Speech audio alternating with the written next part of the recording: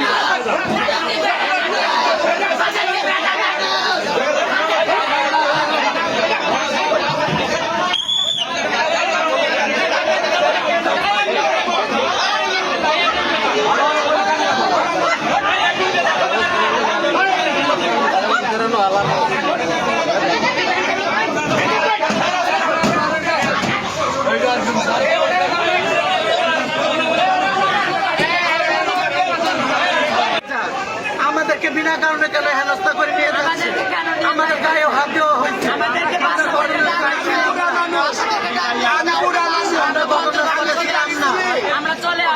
মারধর করতেছে, সারাদিন ধরে আটকে রেখেছে, আমরা ঘটনাস্থলে ছিলাম না, আমরা ঘটনাস্থলে ছিলাম না।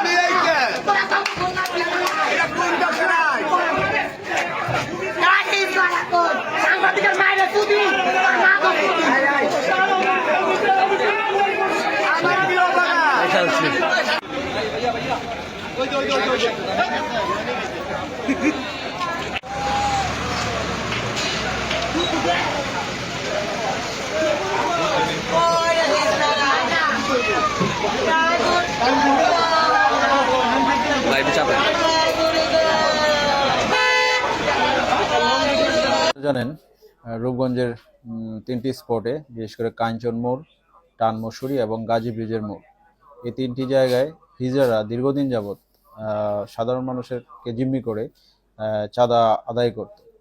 বিশেষ করে প্রবাসীদের গাড়ি আটকে তারা 3 থেকে 5,000 টাকা, 10,000 টাকা পর্যন্ত আদায় করত। এই বিষয়টি দীর্ঘদিন যাবৎ আমরা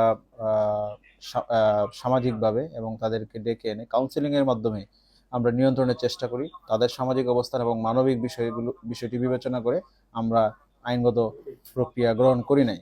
কিন্তু এখন বর্তমানে যে পরিস্থিতি, সেই পরিস্থিতিটা নিয়ন্ত্রণের বাইরে চলে গিয়েছে।